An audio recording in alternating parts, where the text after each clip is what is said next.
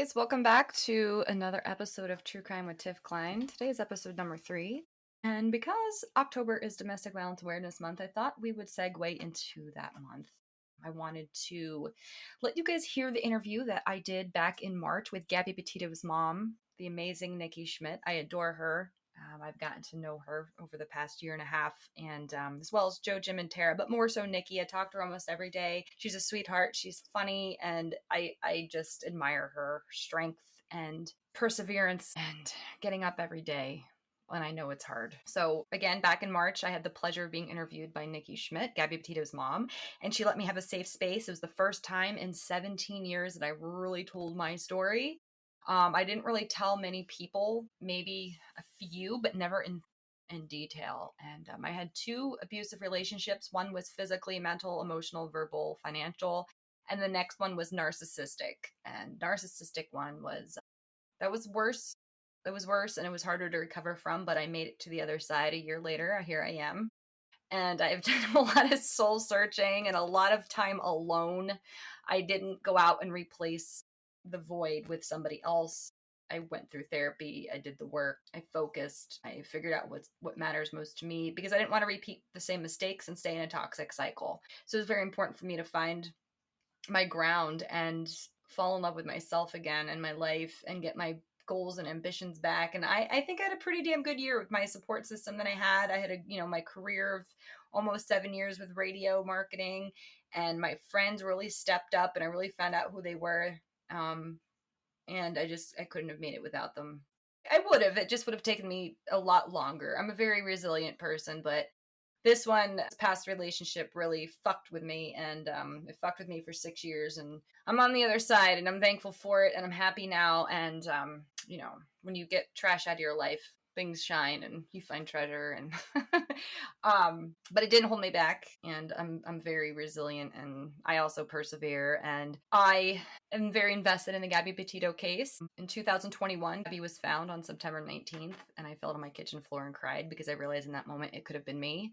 I too was a social media influencer. My ex wanted to travel in a van and I wouldn't co-sign, and I got strangled for it, and my shit was thrown all over the lawn, and I left my family overnight to be with him back in 2009, and I moved to another state, and there's a lot of similarities. And when I saw that they found her, I just went, oh shit, that it was coming next for me. It really was. And I'm just so proud of myself, and we're allowed to be proud of ourselves. It doesn't make us a narcissist or egotistical, but I've come a long way, and like I said, I've done the work, and now I recognize toxicity and red flags, and I'm not going to subject myself to that ever again. I don't care. I'd rather be alone the rest of my life than be miserable again. So I wanted to bring this episode to light because back in March, Gabby's mom gave me a safe space to tell my story. And when you hear me, I'm probably all over the place, but it's the first time I was ever speaking about being abused. And it was the first time that people like my family and my friends were going to hear it. A few friends knew like the details, which I didn't really go into on this. I might do a part 2 later, and really give you the full details of what it entailed. This was just a basic transition of telling you how I got to where I am. But I do want to make a point to say, if you are in immediate danger, please call 911. You can visit the National Domestic Violence Hotline. Go to the hotline.org. You could chat, you could text, you can call 1-800-799-SAFE. You can also go to the Gabby Petito Foundation, and they have a whole section under Find Help for Safety Planning, How to Support Victims, the National Domestic Violence Hotline, National Center for Victims of Crime, RAIN, which is the National Sexual Assault Hotline, domesticshelters.org, international resources. I volunteer with the Gabby Petito Foundation. I had the pleasure of sponsoring and volunteering at their 2nd annual golf tournament in Long Island in June. It was a blast. And then I got to spend some time with my friends, Gabby's parents, in Denver a few weeks ago at Crime Con. And we sat around the fire pit, had some drinks, relaxed under the stars. It was beautiful. I had a great weekend, and I will get to see them again hopefully soon. If not, I'll see them at the next fundraiser. I don't live far from Long Island. I'm like 3.5 hours. So if they do events there, they know if I'm free, I'll go. But as a domestic violence survivor, I'm really passionate now, and it's my job. It's my job to talk and use my voice and help other people, and maybe try to save a voice. And if I reach one person with my podcast and it saves one person, then that I did my job. It's a ripple effect. It's a chain reaction. And it's just very important that we talk, and I'm not going to feel ashamed. It doesn't make me a bag of emotional shit. I'm not broken. I'm not toxic. I'm not neurotic. I'm not crazy. I'm not incapable of loving. If anything, I'm more empathetic and I'm more loving towards others. And my abuse stories don't define who I am today. They're a part of my life. They're a part of where I am at today and how I got here. And it made me a stronger person. And a lot of people would have crumbled and fucking broken down if they went through the shit I went through for a combined 17 years. There was a little bit of a space in between, but I got up every day and I still went to work. I got up every day and I gave it my all. And I had my hard times. I did. I had my days. I still do once in a while, but I have a lot better happy days now than I used to. Single than when I was with somebody. So I just want to let you know, if you're a victim, if you're a survivor, there is hope. There is a rainbow on the other side. You have to want it for yourself. Nobody can make you leave an abusive relationship except for you. And the most dangerous time you leave, the most dangerous time in a domestic violence relationship is when you try to leave.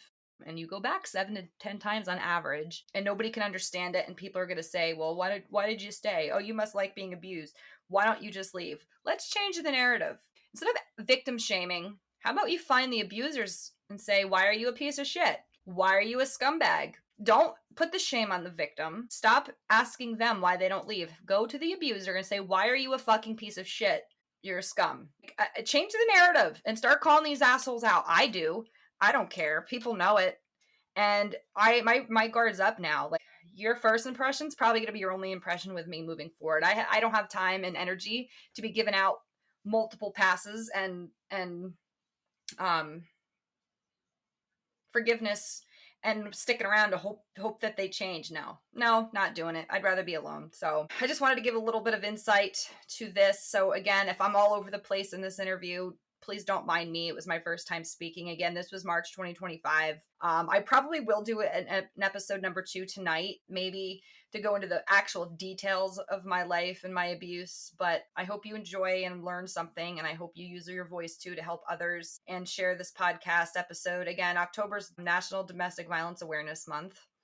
And episode 4 is going to be about the Brittany Phillips case. She was murdered in 2004 in Tulsa, Oklahoma. So I've had the pleasure of meeting her mom, Maggie, through the internet, and we were at CrimeCon together, but unfortunately we just didn't cross paths. So I'm hoping to meet her in person in Vegas at the next CrimeCon in 2026. So that'll be next week. I will start talking about cases. I'm just not going to do it all the time because I feel like there's more to crime than just missing people and domestic violence. So I'm gonna sprinkle little things here and there, but the gist of it is true crime. I had started a business years ago called Kline's Corner, and people call me Tiff Kline, like Ricky Bobby. I don't know why, so that's why I just stuck with that, because I had already branded myself that way. But I want to thank you all for listening, and I'm going to lead in. Again, this was March 2025, being interviewed by Gabby Petitos Mom, Nikki Schmidt. All right, I'm Tiffany. I'm a domestic violence survivor. I left my first domestic violence relationship in 2018, and I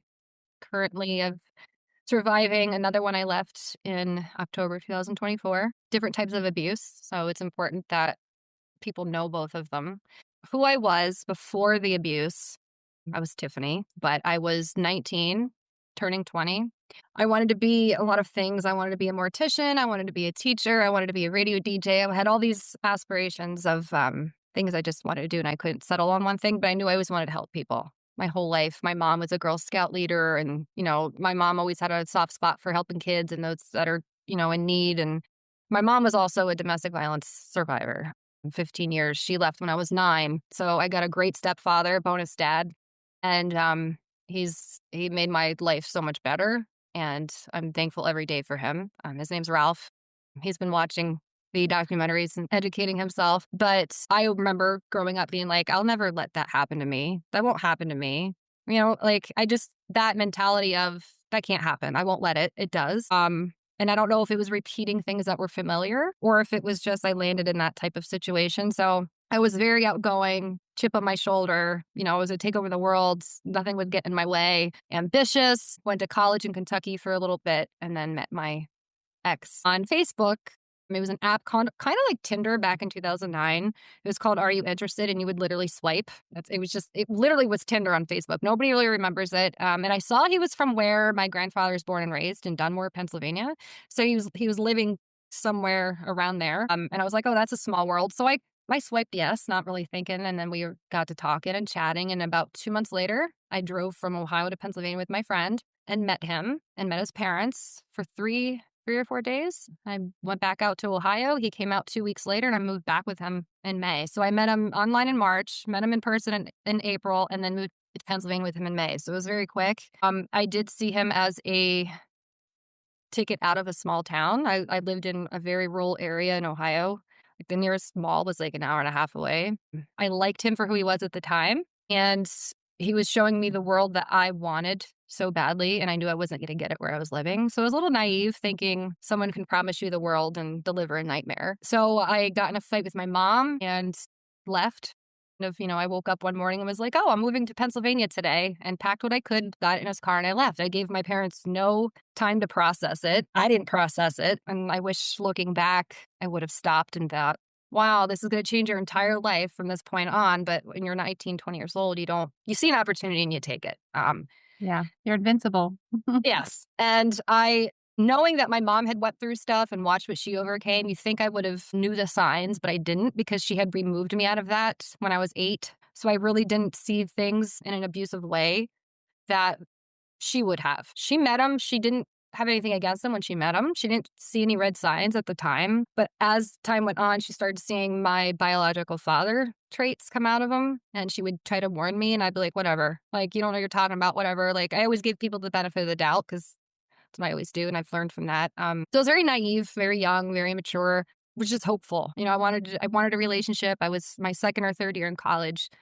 And I just wanted to change my entire life. I've always been independent. Like you asked me like who I was before. I was always an independent person, and I was always doing things on a spike to prove people wrong. So a part of me leaving was, throwing my fingers up and being like, I'm going to do what I want to do. No one's going to stop me. And I wish not that like my mom was very strict because of her upbringing, and she did the best she could to keep me from getting pregnant, getting into drugs. She did a great job. And I always complained how strict she was. And sometimes I'm like, I wish you were a little less strict. But then other times I'm like, I wish she would have been more protective because she, and I know it's watched the Gabby stuff. I was an adult. She couldn't really stop me from going. And she didn't like the fact that I did, but she had no choice and I left. My grandma and my dad kind of supported it, but they were like, you always have a home to come home to. And my mom always said that. It was not like, oh, if you leave, you can't come back. My parents begged me to come back and I just wouldn't. So it wasn't until I got there in May. It wasn't until about fall of that year. So October, maybe November of 2018 was when the abuse started. And when I started seeing the signs, so that's only May, June, July, that's only 5 or 6 months in. He completely hit it. He was fun, outgoing, charming, everybody liked him, life of the party, schmoozer. I saw a side that nobody else saw. So that had started that fall. And I remember the first, there was no sign leading up to it. It wasn't like, oh, there's something not right here. It just happened out of nowhere. And I was watching a movie and I remember all of a sudden I had a mirror thrown at me. I don't remember if it was on me or at me, but the glass was everywhere. I don't remember why. And it doesn't really matter why, but I don't know what started it. I don't know if he was pissed, if I said something, but I've blocked so much out that I don't remember. So again, I was 20. I had no friends here, no support system, no job, no car, no friends. I was by myself 100%. So he was my only source of, socialization. I did work, but I would take the bus downtown. I just had nobody. And his parents knew what was going on and they just looked the other way too, because it was easier for them because they dealt with him as a kid and how he was. He was actually in a boys' home for a while because he was just so out of control. So they knew how he was, but they just looked the other way because they didn't want to deal with it. So that was really eye-opening of they see it, they hear it, they just look the other way. At this point, did you feel so all of a sudden these crazy things are happening? Did you feel like "Oh shit, I'm stuck." Were you recognizing it or were you kind of like confused? Um, Trying to get your frame of mind. It's hard to you know, pinpoint, but yeah. 15 years later, because, obviously a lot's happened. I remember sitting there being like, oh my God, like what the hell just happened? Like it was like 0 to 60 in a second and not knowing what to do. Should I call home? Should I just go home? What's gonna, like, what happened? I'm scared. Really, that's all I do remember. And I did call my dad. And I was crying, and I remember telling him that Rainey threw something. I'm gonna cut his name out, that he threw something. And then I heard my mom in the background yelling, like, I told you he was gonna do this, blah, blah, blah. And, like, a mother knows best. Then after a few hours later, I called them and reassured them that it was okay and that, not that, he threw the mirror. It wasn't at me. The glass just was around me. I made up this lie that he was just mad and threw something. He didn't actually hit me with it. He did. And that's all I remember about that first incident. But then I do remember the remorse the next day of making me breakfast, getting me flowers. I'm sorry, I won't do it again. I'm a piece of shit, blah, blah, blah. And that was the start of the first time I ever got in a cycle like that. So I thought he was being sincere because no one's ever treated me that way. So I was like, oh, he realizes what he did wrong. It won't happen anymore. And it kept happening. And it happened for 9 years. The stories I have, and I'm not afraid to go into detail, but it's just how I survived that. And close to the end, I almost did not. So either he wouldn't have survived or I wouldn't have. And that's all I'm going to say. And I wasn't even living with him at that point. It was still that bad. But the years just, I don't know how I'm here working, having a career, having fun, like getting I don't know how I've survived it, but I always knew I was resilient. And I hate to say that, yes, your mom is always right. If I listened to her because she had lived it, I would have probably made different choices, but I also wouldn't be where I am today if I didn't make those choices. I don't regret anything. I mean, if I could do it all over again, maybe I would have do it in a different way. Maybe I would have slowed down and got to know somebody before I just moved to a different state, but I was impulsive. So there's just things I can't do now, but I could explain to other people. And it's still not your fault. No, I It was never his knew. fault. He did. I never thought that it was. I never once said, like, I deserve this or I did something wrong. It was just, I don't know how to get out. I think it just happens so much that it just chips away at you. And you're so afraid to tell somebody because you don't want to leave because you want to fix them. You don't want to leave them alone because they need love and they need you to make their life better. So you feel like you're abandoning them. And that's the trauma bond. And I think that's a big reason why I never left is because I felt so bad for him that I was like, well, someone has to take care of this person. Someone has to love them and show them that they're worth something. And then in that cycle, it destroyed me. And I lost my worth and my self-respect. No matter what I did, it wasn't enough. He would just wake up with, you could just tell him the color of his eyes that day, what kind of day it was going to be. They would literally change and I would just know what I was in for. So it was a very long, long night, long decade. Was there a pivotal moment that you were like the light bulb moment where you're like, I need to get out of here. I'm not gonna make it out alive. Yeah. I will say there was many times where I was dragged across the house by my hair. I've had my clothes cut. Been chased by a knife. I've had my windshield smashed, my tires smashed. I told you all of this. Just so much. Black eyes, dislocated shoulders. And you think all of that would have said, get out because you're probably not going to make it. But the more it went on, it just got to a point where I was so tired of fighting it. And I had nothing. I had nothing for myself. And I'm like, why even bother? Where am I going to go? I can't go home. If my parents know this, they're literally going, this guy's not going to have, I don't know what I can and cannot say.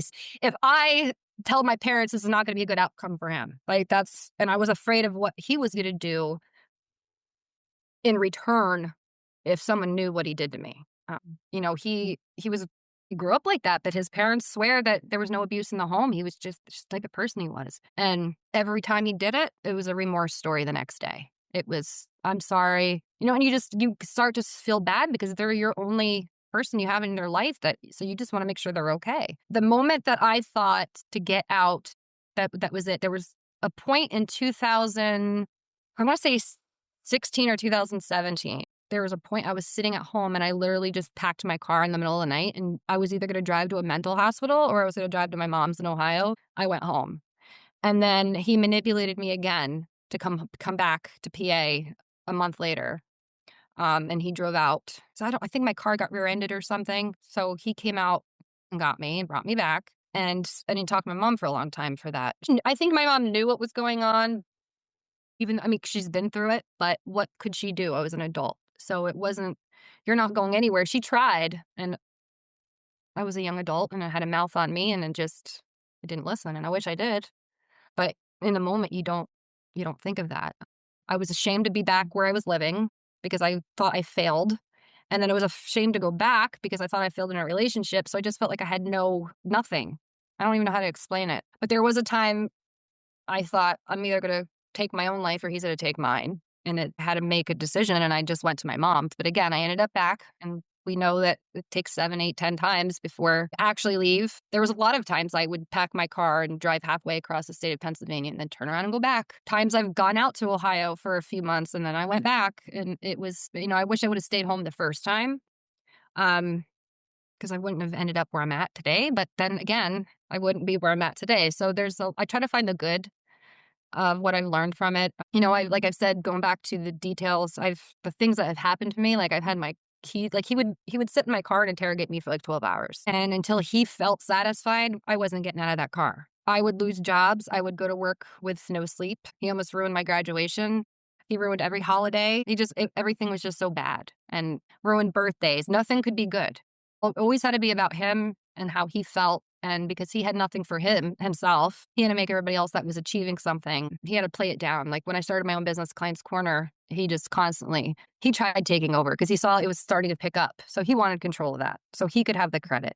And restaurants wouldn't hire me because they knew he was vegan, and he would go on their page after I would take photos and then like leave rotten reviews calling them all these names. Like I couldn't have my own identity because he had to be it. So when I left him, my business boomed, and like it was like haha, I did it. I didn't need you. And like, look what I'm doing. And I didn't do it for him. I did it for me because that was my baby. And then now that I do the Client's Corner and I'm trying to do the domestic awareness and stuff here in Northeast PA, it's almost like that same, like I'm going to do something. I'm going to make a change. I'm going to make it better. I've done it before. I can do it again. But now this time I don't have anybody in my ear telling me I can't do it. I have myself telling me that I can. And I know I will. It's just a matter of the time. But I think with all of this, I was telling my friend Jim, I couldn't do this or talk to you or talk to my friends who go through it if I didn't live through it. I don't feel like it's something that you could help somebody else with unless you know about it, you're educated about it, or you've lived through it. If you don't know anything about it, you just can't fathom the things. Did you have any incidents where you called law enforcement? And how was your experiences with law enforcement? I've called a few times by myself. Right after once I called, he smashed my phone. They came and they couldn't do anything because we both of our names were on the lease. And they're like, we can't evict him, but you can leave. He just hit me. I clearly have a black eye. Well, you can press charges. Let me do that because I'm fear for my life right now. Can you please remove him from this house? No, he's on the lease. So I don't know if that's a national thing or a Pennsylvania thing, but at the time they couldn't make him leave his own residence. But I had the free will to, yeah, because it's just, again, it's the ignorance of let me just leave. It's that easy.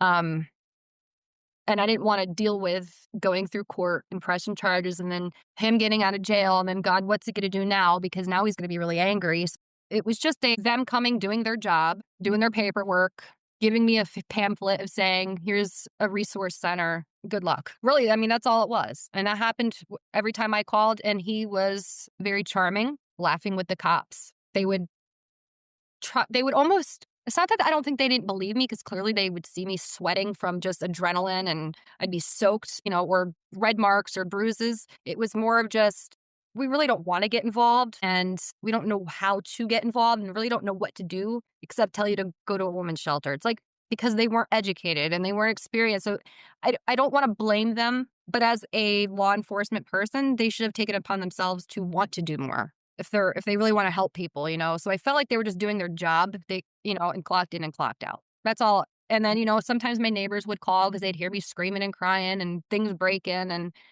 same thing. They'd come out and it'd be, a different cop this time. Same story, same pamphlet, good luck. And it just seemed to be the same.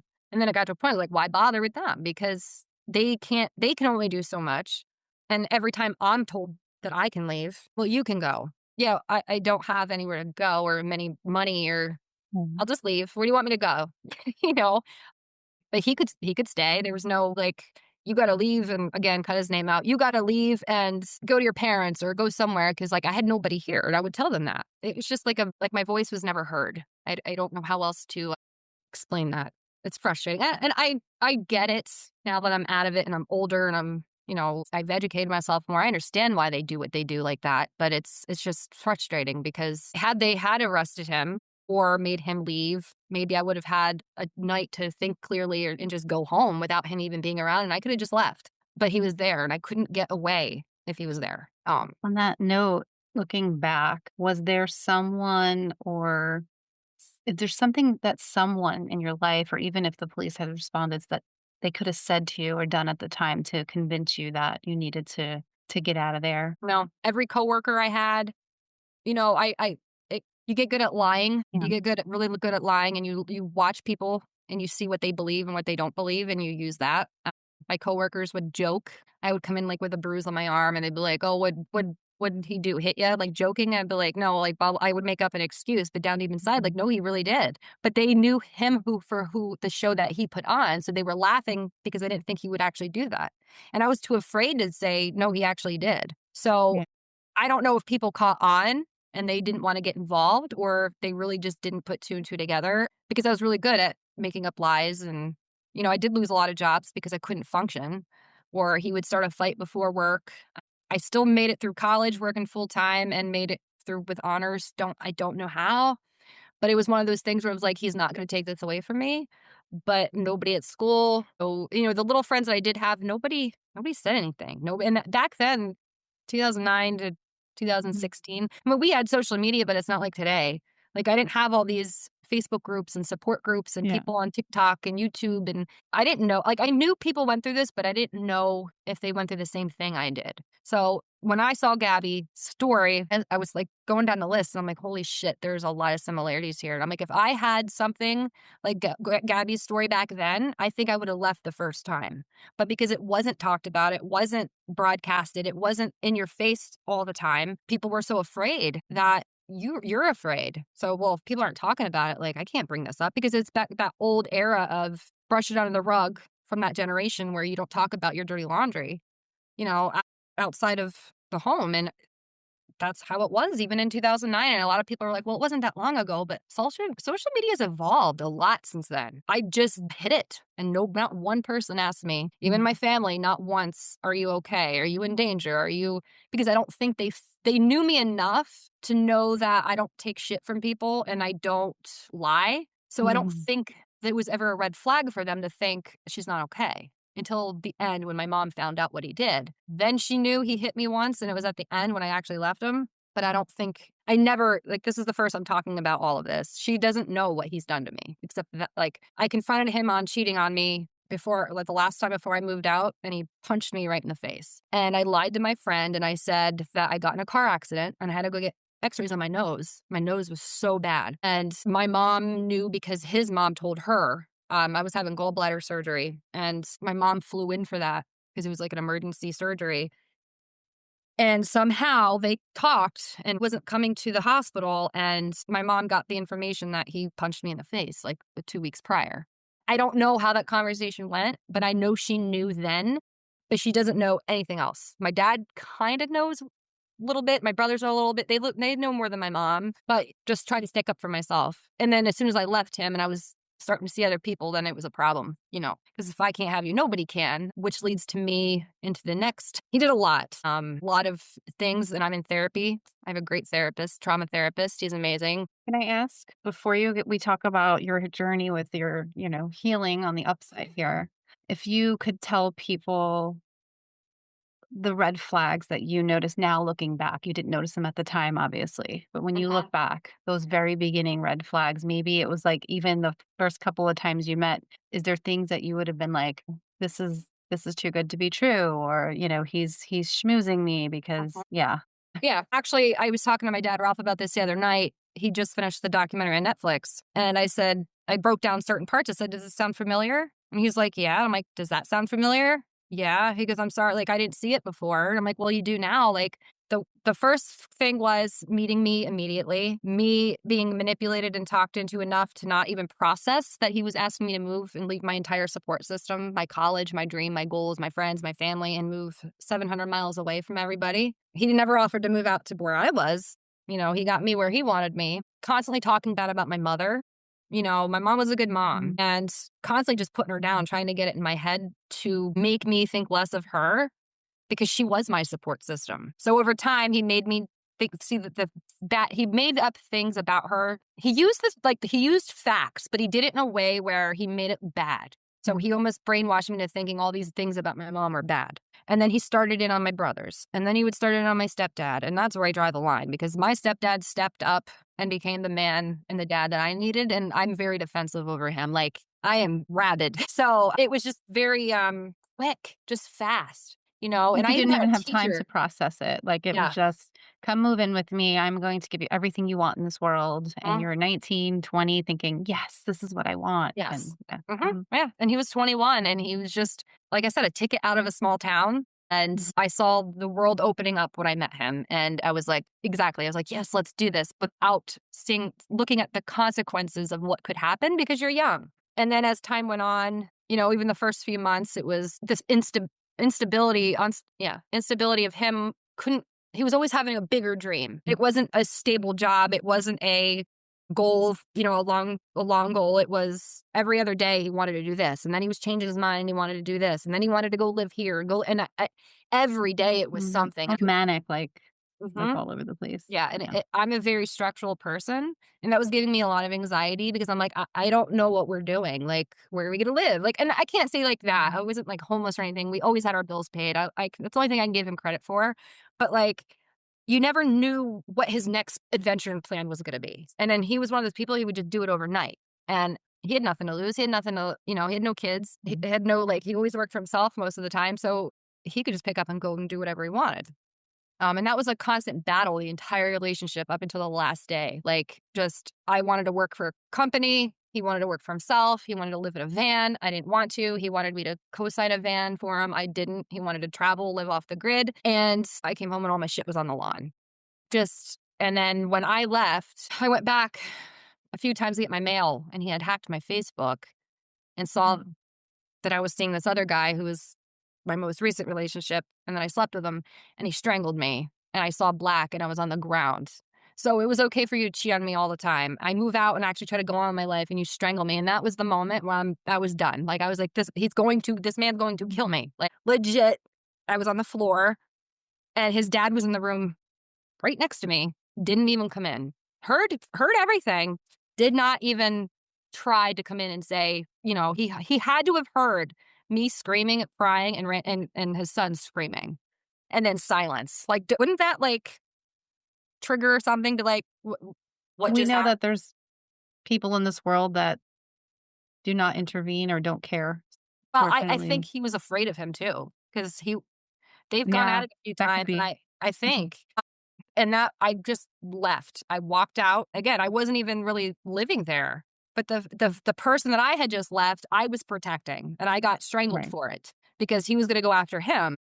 And I was trying to I was trying to protect this other person because this person's out of his mind, and I'm almost getting killed trying to protect this one. So that started a whole trauma bond with that one, and it is just it's a Mhm. lot. It's a lot to carry, but I do, but there are many signs that I think the biggest one though was everything happening so fast and not thinking things through because now I'm one of those people I think everything through for a long time. I'm not as impulsive as I used to be or sporadic, Yeah. spontaneous because now I know there's consequences. Back then I didn't think that could happen to me and I didn't think I would Nobody let it. does. So Wow. that was I think that if that's the biggest thing I would ask people to look for is things that are not just unusual things. Just if you're a family member, is this typical? Like, is this a typical action this person would usually take? Are these the type of Yeah. words, are they usually like this? Like, look at the actions of the person that's going through this because their body language and lack of words are going to give you more of an answer, I think, than, in hindsight. I can't blame my parents. They didn't know. I And you say would the think, same thing, like, look at the person that you know and love, if their behavior changes, yeah, if behavior is going on, like, I'm sure that those mom gut feelings were there at times, but yeah. I always went with what Gabby was telling me. She wasn't with me physically, she was far away, like, she was in Florida. Yeah, it's difficult, especially as a parent, so I'm sure your parents have this horrible feeling like, "Why couldn't I save her from this?" But, again, you don't know what you don't know, and we're not educated, and it's Yeah, and I think living 700 miles away was a hell of a lot easier hiding it from yeah. them than it was if I lived the next town over or, down Mhm. the street, even an hour away, because they couldn't actually see me. They could only hear my voice or they could get a text. They couldn't see anything. So Right. I could go 2, 3 weeks of the black eye. They don't know. But my mom was born and raised in Jersey, and if she knew, someone would have had a baseball bat that's on base. Yeah. She would not have she wouldn't have she would there's no way that if she knew what was going on, that she would have let it continue. She would have she would have been up here in a heartbeat, and she'd probably be in jail. Like, I Yeah. know that without her ever telling me that, because she has told me in my past, like, growing up, like, if a guy ever hurt you, so I don't think she would ever blame herself because she knows I'm very stubborn and hard-headed, and I don't blame her. Even though, like, again, that's why different types of abuse, she went through it, but she didn't see the signs with me, so, Yeah. you Well, know people that manipulate are so good at it, and you said you're tough. You were tough. You're obviously very smart. I mean, it doesn't matter Mm-mm. how wonderful of a person you are, how smart you are. If you're rich, if you're poor, it doesn't matter where you're from. This can happen to anyone. So Uh-huh. I always Uh-huh. try to reiterate that it doesn't matter if you could have a doctorate. Somebody can be that good Mhm. at manipulation. Oh, yeah, absolutely. I wrote that last night in my notes. Is like, it doesn't matter your income, your career, your gender, your age, your zip code. Abuse happens everywhere in the world. It might happen differently. Everybody has a different story, but there's a pattern. There's a pattern to it if people pay attention, and those abusers are a lot alike. So if people Very start paying similar. attention, that's why when again, Gabby's story, when I saw it, I was in the kitchen. I remember I was cooking, and I remember the first time I saw her flyer, and then I remember things that were coming after. And when they found her, I fell to my floor in my kitchen and I cried. And my friend said, "Why are you so upset?" And I was like, "Because that could have been me. That like it's Mm, I told you the van life. mm, I was a social media influencer. There were so many things, Nikki, that just and I was like, holy shit! Like I left, but that could have because he wanted to drag me across the country and live in a van, and I'm like, mm, to see that, and I don't know how to explain it for people to understand, and they don't have to. But her story made me realize, like, you need to talk. You need to tell people this because the more people that know, even if it's one person, because that person's going to start a chain reaction and that person's going to tell somebody and that person's mm, going to tell somebody. And anytime you turn your head or you don't want to get involved, you're helping their abuser.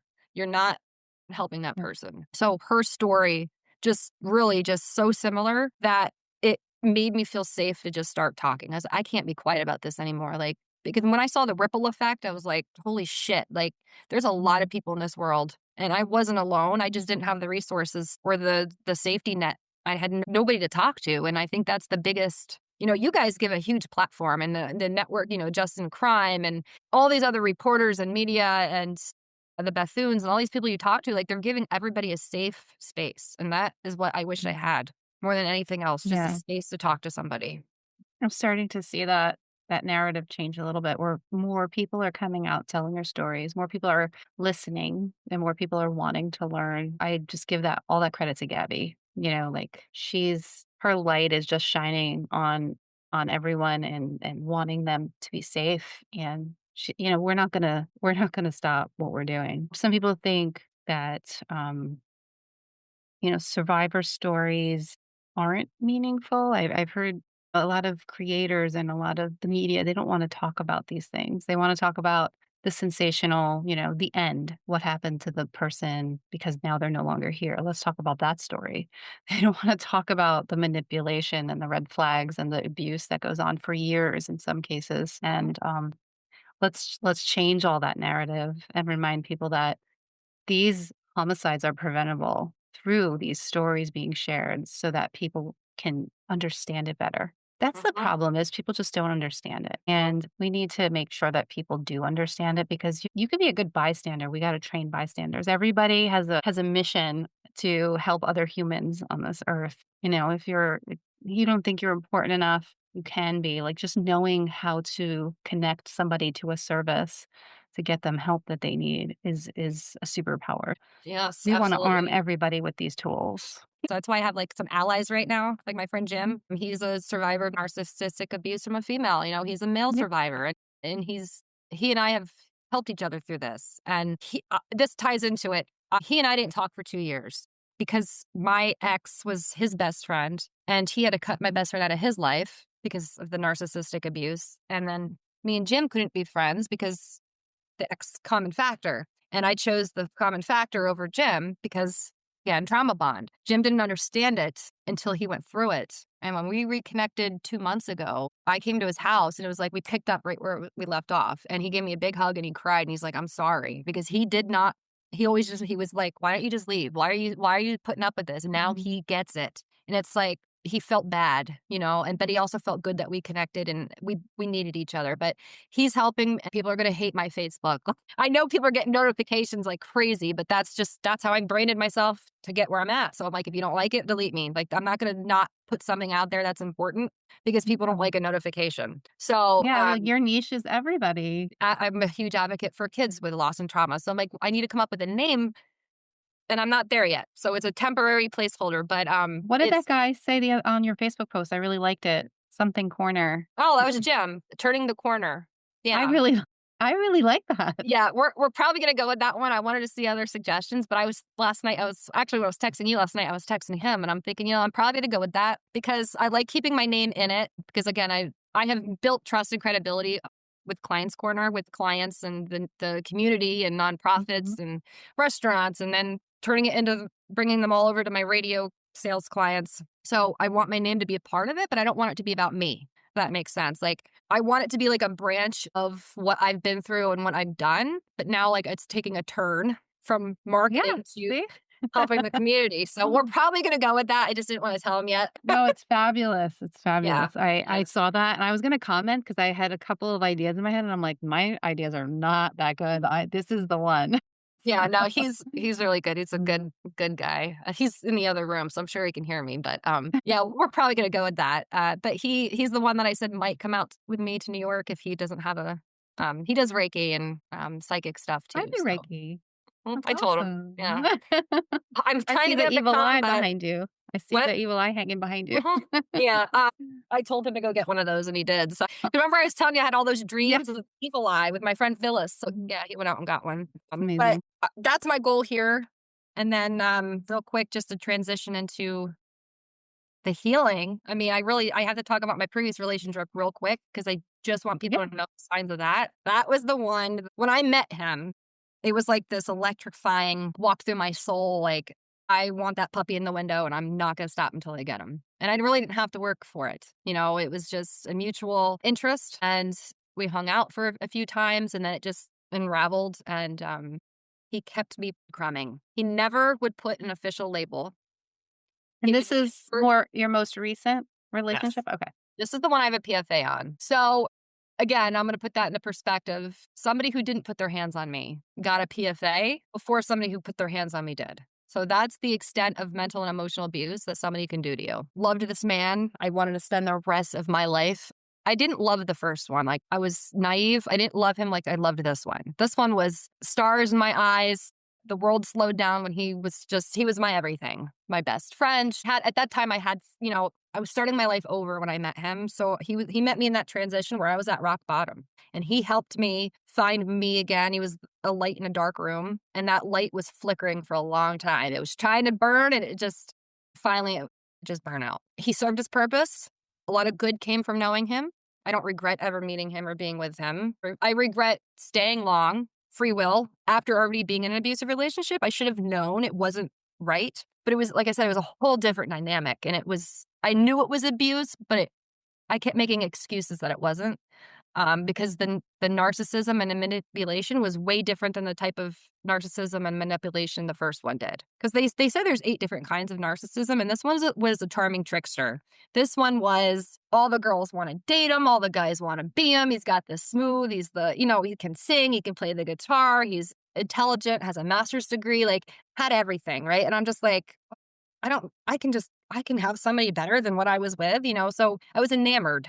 It really is what it was. I'm like, I want him. So he saw me in my very dark place. And I thought, if this guy's sticking around when I'm broken and at rock bottom and he sees something in me, like, he's worth pursuing. Little did I know that's his shtick, if that's what you want to call it. He finds vulnerable women who are broken and preys on them. And I don't mean prey as in he's going to hurt them physically. He just knows how to, the song, like I said, Liar from Henry Rollins, I sent you. He knows how to just like psychologically just get you wrapped around them where you will literally submit and do anything. I don't know how they do it. I think it's the purest of evil. I think it's the purest. I don't even know how to put it in words, Nikki. It's just, I almost feel like they can, like, almost hypnotize people. No, like, you know what I mean? Like, they're so good at what they do that they're controlling you uh-huh. and your Yeah. mind. And you don't know it because they're fun, they're charming, they're goofy. You know, they got that swag. I remember the one thing that stuck with me and to this day, and no offense to Dane Cook if everybody likes Dane Cook, but something that this person said to me, it just stuck with me. And it really didn't hit until a few years later when he goes, I meet women and I move them on to where they need to be. I'm like, good luck, Chuck. And I never processed it and went, what the fuck? Like, basically, I'm going to find you when you're broken. I'm going to build your self-esteem up. And when I don't need you or want you anymore, I'm going to throw you away like a broken toy. And good luck, hope for the best. And that's exactly what he did. Found me in a bad spot, got me, like, helped me. I met a lot of people. I met a lot of businesses. Again, there's good that came from him. I got all the best friends I have in the world now are because I met him. My careers, because I met him. I changed my life. I didn't even apply to my job. I found an apartment here I didn't apply for. All this, like, I felt like when I met him, everything in my life was like, what's the word? It starts with an S. Is it serendipitous? Everything lined up the way it was supposed to be at the right time where I didn't have to put any. It was like I manifested it all. Okay, yeah, we talk about that. Yeah. I manifested all of Synchronicities. this. Yeah, and just Synchronicities. It all live happened with it. at one time in 1 year. 2018 to 2019 was like the best year. I had the guy, I had the job, I had the car, I had everything that I built myself up. And then it started after the first years when he started his bullshit of he would just disappear. He would ghost me for weeks. And then I had to show up one time where I knew he was at, and I had to be that girl to confront him in public that he's not going to treat me that way. I put my foot down. Well, I really don't want a relationship. A year later, and you're just going to ghost me like that is when I should have stopped. I should have cut it off. And nope, I made an excuse. So he would deactivate his social media for a month because he would recharge. He would disappear and only talk to certain people. But I found out really he was sleeping with other people. And if he deactivated his social media, people couldn't look for him and find him online and find his real life. So he was living literally a double life. I didn't see him for a month. He came back in, acted like nothing happened. And this was going on for 6 years. He eventually stopped the disappearing act like 3 years in, but he would do other stuff, like constantly cut me down on my weight, like joking or, use my mental health against me and call me neurotic or, oh, here we go again. Oh, you're going through the cycle again. Here we go. 3 weeks, it's time. Like, because he would do stuff and then I would the reactive abuse. And then when I reacted, I was crazy. I was neurotic.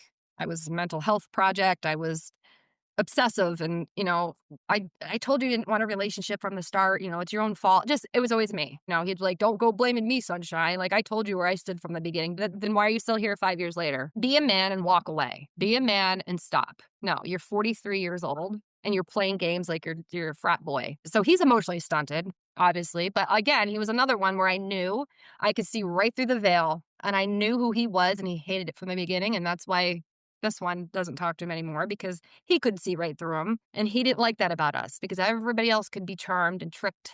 And we saw right through his bullshit and we called him out on it and he didn't like it. So he could never really pull one up over on us. And I said, I may not find out today, but I'm going to find out.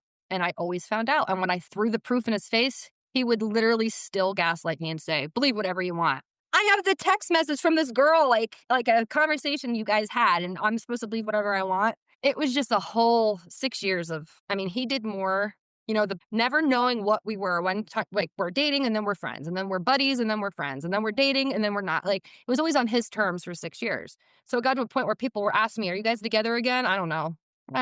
Are you guys together? Go ask him. I'm sick of trying to explain it, and then it got to a point where people just assumed we were, but we weren't. And like, it was so embarrassing when I'd have girls message me and be like, I just found out about you, but he was at my house last night. Oh, okay, cool. And then when I confronted him, I was the problem. He hit on my friends, and then they were the problem when they told me they were shit starters. It was always everybody else. So the psychological damage that he did and the emotional of the hot and the colds, the ups and the downs, I was addicted to the coming and going with him because it was like an abandonment. He started my abandonment issues because I never knew when he was going to leave, but he always came back. Or, oh, is he going to disappear this week for 3 weeks? Oh, you know what? I'll just suffer through it. He'll come back. And it got to a point where it was just, he called my friend fat in a bar, my best friend that I've told you about, and called me all these names, and he was annihilating a few people, almost beat him up. And then after that, I was just, I can't. I said, that's my best friend. Like, I draw a line. You know what I mean? Like, I should do that with myself, but I'm so caring about other people that the look in her face was enough for me to be like, no, never again. So I started living my life and seeing guys here and there, just, random dates. And every time he knew who they were, he would approach them in public. Now, he's not a confrontational guy, so he was starting to show his own colors. He took the mask off. People saw how he treated me in public, screaming, verbally abusing me, my friends. And then he was just acting out of character. And like, he literally was posting things online. He never posted anything about his personal life. And he started slamming me online using my first and full name. I work in the media. Like, I don't mean that. So I just stayed quiet and I went to the cops and reported it for slander. He actually physically assaulted somebody I know because I was singing karaoke and they were sitting at my table, and he walked in and just hit them. And that's just out of character. Like, I've never seen him that way. So I'm like, for someone who didn't want me fully, now is a problem with me moving on, but it was okay for you to sleep around. I'm like, it was just, why did I stay in that when I already dealt with that? And I'm helping my friend with that right now because it's like, you go back to what's familiar, right? You go back to what you're nervous. You know how to navigate it. It's familiar. You don't, healthy is unknown. Like, you're not used to that in a Yeah. relationship. He What's really, crazy about your story is you went from one form of Mhm, abuse, which looked mhm. very different, into another relationship because do you feel like because you found this person when you were at your low, that was why it was more easy for you to fall into this rather than Yes. I didn't give myself time to process and grieve and heal yeah, and find myself. I just went right to the next one. And I became very codependent on him because that was the second time I started my life where I had no friends, no support system. And I used him and I just like dug my claws into him of, oh, he's my lifesaver. He saved my life. Like, if it wasn't for him, I probably would not be here today. And like, I put him so far up on a pedestal that I just idolized him and I saw just the golden rays of heaven on him. Like, I don't know. Everyone used to say, like, what do you see in him? And I'm like, I can't explain to you what it is about him that makes me like this. He just drove me in a good way at the time. He drove me crazy. Now he drives me crazy in different ways. But he had this aura around him that just made me addicted. And I wanted to make him proud. I don't know what I was doing, but it's just weird to think that I did it twice. it's important to explain that because people think, well, if you go through it once, there's no way you're going to let that happen again. But I said that when I that's not the left, and I truth. went through it for another Yeah. 6 years, and no, he never laid his hand on me. I'm thankful for that, but who's to say he never would, Or just the trauma alone of what he did mentally and verbally, just I never realized how bad it was, and I've been out since September, I'd say, and now looking back, I'm like, "Holy shit." Seeing things from hindsight, it's like I saw him in court and I just wanted to puke. I was like, "What the hell was I think?" I don't It's just so weird that you're just A the different veil. lens now. You're like, wow, that was me. You probably don't even feel like you, right? Like you're Mm. detached a little bit. Yeah, yeah, it was Yeah. very odd standing next to him because I didn't feel like we ever had a connection. It was a very emotional day because it was just weird. Like, he just felt like a stranger to me. But there was just something about him, but he knows how to psychologically get in your head, and it's scary.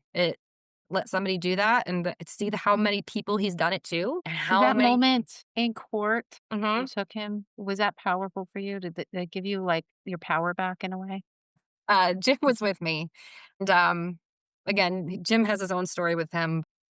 I was sitting in front of the judge, and I was in a room full of people. Now, I never knew that court hearings like that were in a room full of people. That was the first time I've ever done that. I thought it was just gonna go in with the judge, me, him, and now there's every bench was full of people. And I'm like, this is sad that this many people are in here for a PFA. That was an eye opener. But when I got in front of the judge, he was next to me, and he's always got confidence, and he kind of like cowered that day.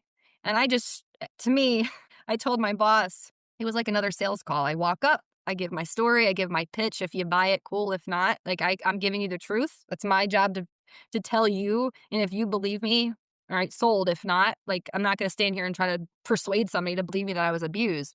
I didn't even get that far because he asked for a continuance. So the second time I go up, I'm standing in front of her.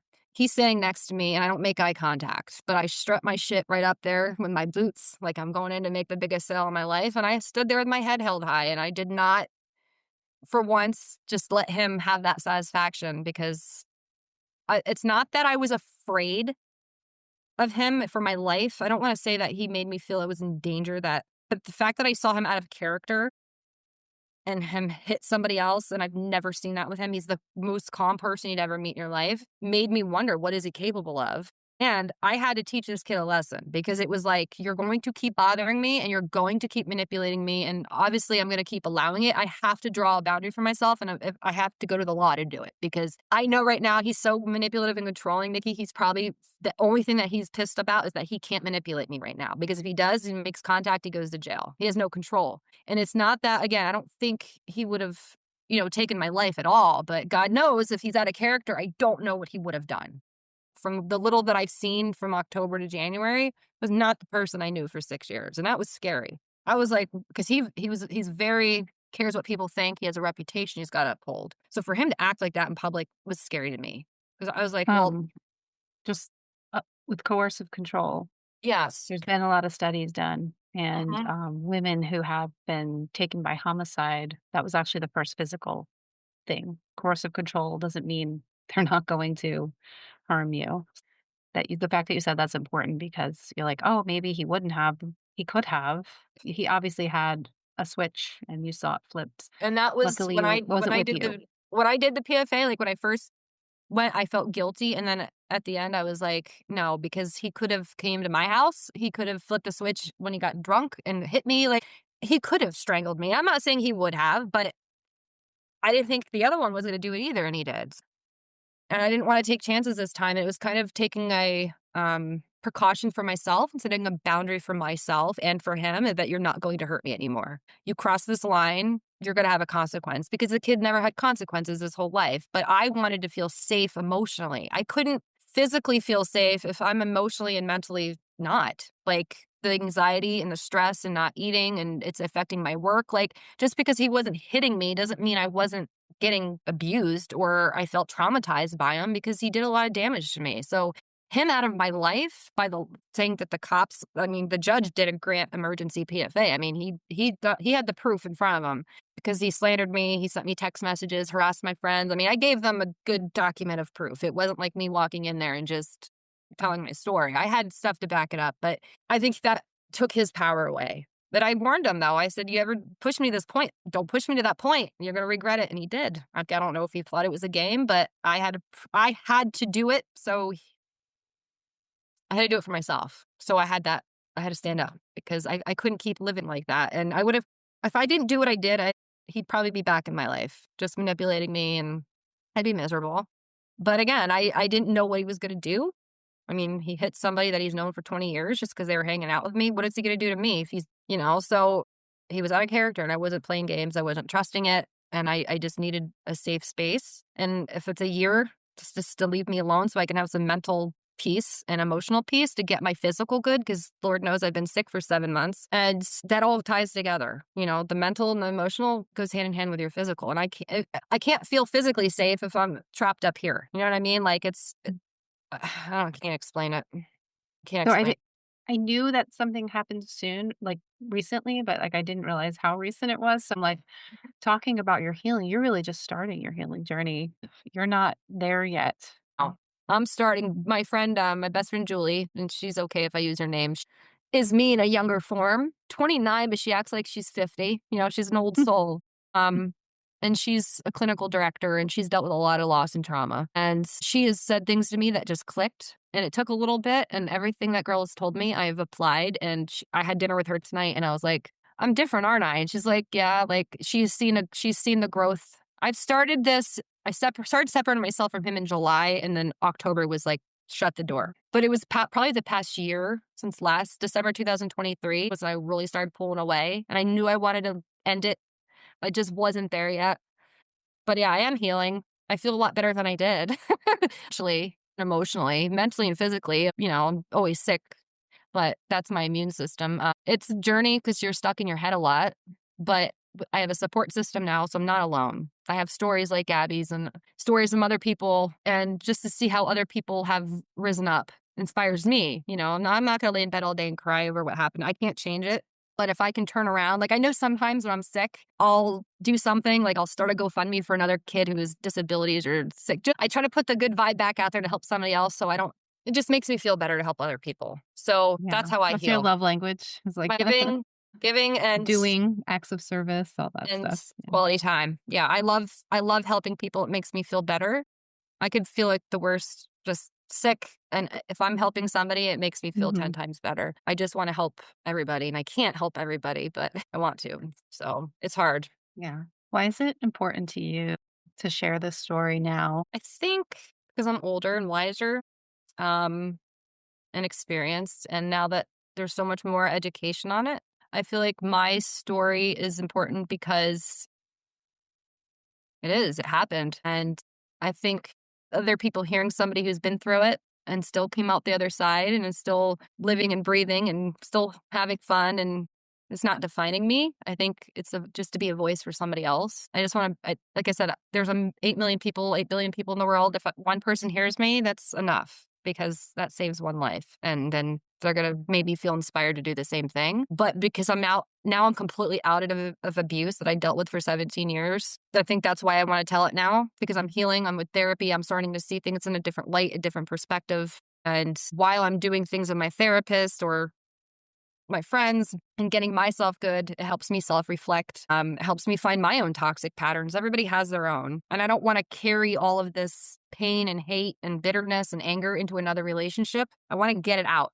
And my therapist is big on me just talking and rambling and texting and just get it out. And I think the more you talk about it, the more you learn as well. Like I hear myself sometimes and I'm like, wow, you have grown a lot. You've learned a lot. Like, you're not going to make the same mistake again. You might make a different mistake, but it's just important. Like, you're going to learn. Hopefully, you'll learn from your mistakes. And I'm not saying I'm to blame for the abuse, but some of my actions, free will, I was a really bad toxic texter with certain somebody that I would just black out and just text novels and novels and novels. And I don't do that anymore. Somebody triggers me, instead of arguing, I just put my phone aside and I don't give them that energy. So telling my story is helping me learn how to better control my narrative, but also help people without coming off like an asshole and be bitter. And I don't know. Like, I just feel like Yeah. somebody needs to hear it. And I wish I had that.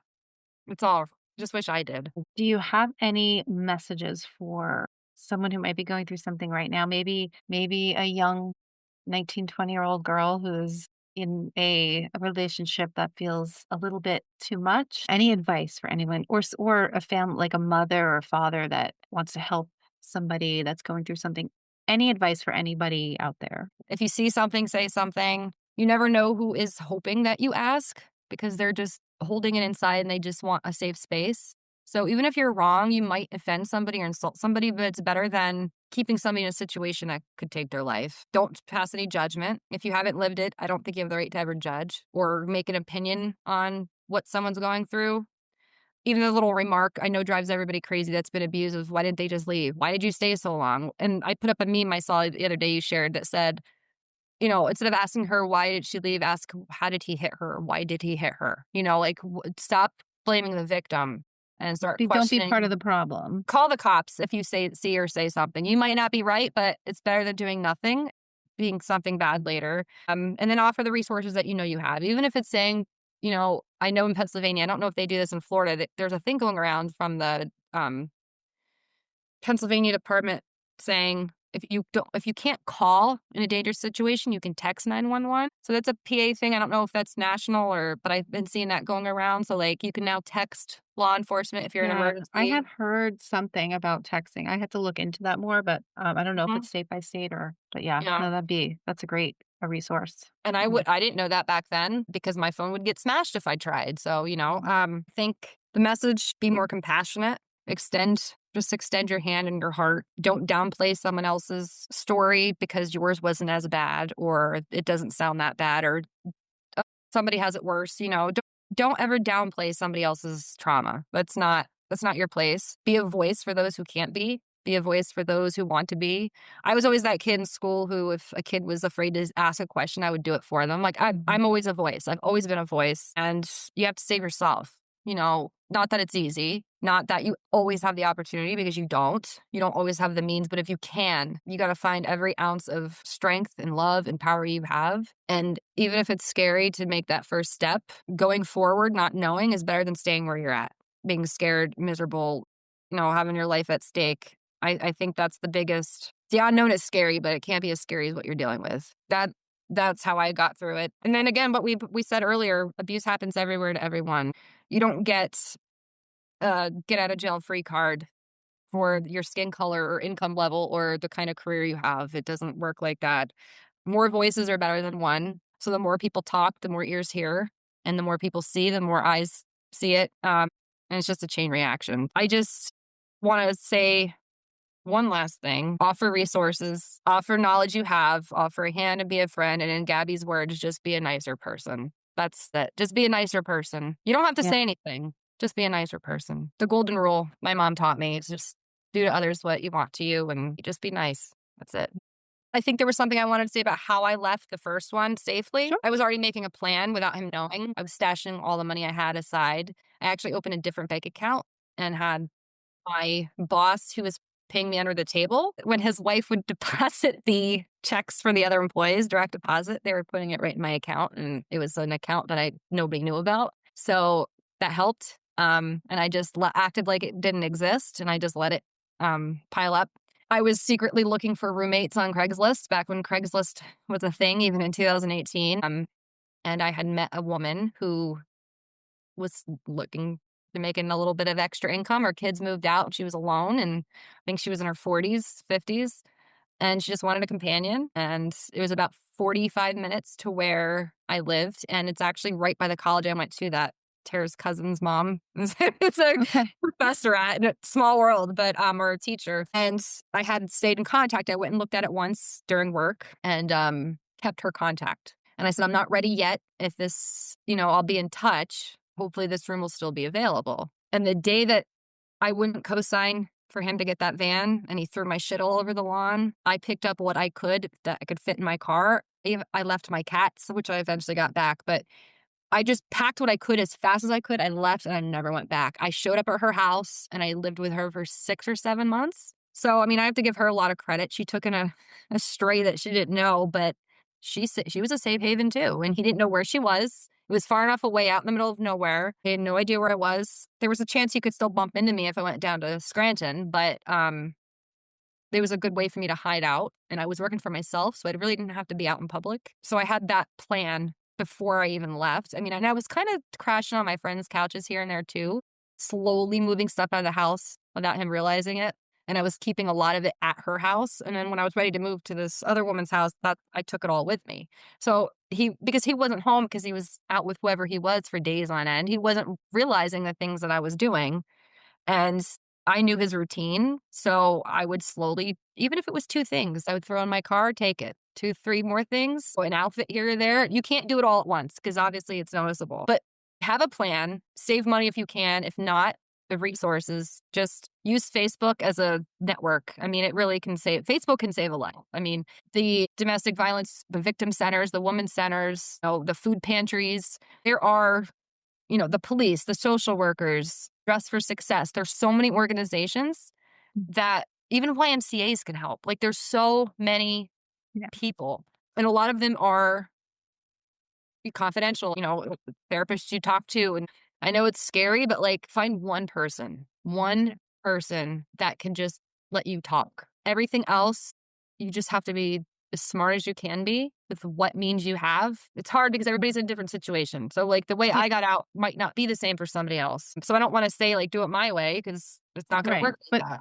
it's important to mention the safety plan and because it is the most dangerous time to leave. Mhm. So having a plan in place and somebody or someone, hopefully multiple people, or an advocate or somebody that you're working with that knows your situation and knows about your Mhm. plan. It sounds like you had a lot of support, which is wonderful. You had your bosses and you had this woman who you could move in like, but I you did all that. You asked I for help. did, Yeah. but I didn't at the time realize that they were. Looking Hmm. back, yes. And I don't think they realized that they were because they didn't really know the extent of what I was going through either. I just said, "Can you put this in account?" But I don't think they were blind to it, but I don't know if they were in tune with it. Yeah. But I did have support at the time, though. I just didn't call them that. But now they're like saving grace. You know what I mean? Like they're my angels in the time I needed them because I had people, and it's got to be scary for people who have nobody, no job, no coworkers, no friends, no family. I mean, I know there's people like that have nobody. I can't imagine the fear and the anxiety and the loneliness that they feel. I mean, they really have to do it alone, and that's a whole nother level I haven't experienced, and I hope nobody does. But there's still, if you have access to 911, shelter, food pantries, a Facebook group, just something to open the door, keep fake numbers in your phone, fake names. I mean, you gotta start Gotta being kind of be smart about it. And smart. Yeah. now, I mean, back then it probably wasn't as prominent, but now people are tracking people very easily. So there's always that fear if your phone is being tracked, your vehicle's being tracked because they all have satellite in them now. So like Oh, there's that was something another yeah. whole additional worry for survivors. The planning is essential and My working with someone is essential. my first ex put a tracker on this past ex's car. I forgot to mention that, and he never knew until 3 or 4 years in when my other ex called me and said, "Oh, by the way, I put a tracker on his car a few years ago. If you shimmy under, it feels like a hockey puck." And I went out one morning, I found it on his car. I never told him. That's what I was dealing with, and there was probably one on my car, and he never told me because I had traded my car in and got another one. Guarantee you there was one on my car. That's scary. Like, Yeah. that's a whole other level of, Yeah. but yeah, having the plan was I did the way I knew how. The knowledge and the means that I had is what I used.